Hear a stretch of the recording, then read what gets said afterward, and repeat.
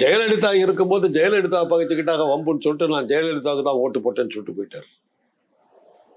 அந்த மாதிரி சாமர்த்தியமா அவர் போயிட்டே இருந்தார். கடைசியா வந்து அமித்ஷா வந்து அவரை வந்து மிரட்டும் போது ஹைதராபாத்தில் அவர் வந்து மிரட்டப்பட்டார். மிரட்டப்பட்ட உடனே கொரோனா வந்துருச்சுன்னு போய் படுத்துட்டார். அட்மிட் ஆயிட்டார். அட்மிட் ஆகி உயிருக்கு ஆபத்துட்டாங்க. அப்புறம் உடனே நான் சொல்லிட்டாங்க 6 மாசம் நீ ஓய்வு எடுக்கணும், படத்திலாம் நடிக்கக்கூடாதுன்னு. அந்த படத்தையே கை விட்டார்.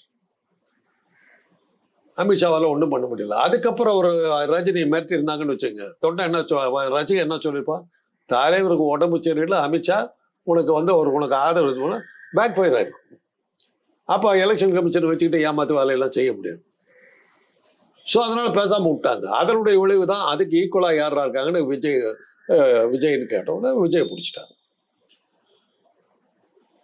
அதுதான் இன்னைக்கு ஒருத்தர் சொல்றாரு, ஒரு விமர்சகர் சொல்றாரு, உங்க அப்பா பாப்புலர் ஆனது திமுக பேசிதான், திமுக ஆதரிச்சு பேசிதான் பண்ணாரு. அப்படித்தான் நீ சினிமாவை, உங்க அப்பா சினிமாவுக்கு பெருசாவே வந்தாரு, நீ இன்னைக்கு திமுக ஏத்து பேசுறியா நீன்னு கேட்கிறான். அது வேற. இன்னைக்கு அவர் பார்க்கும்போது கஷ்டமா இருக்கு.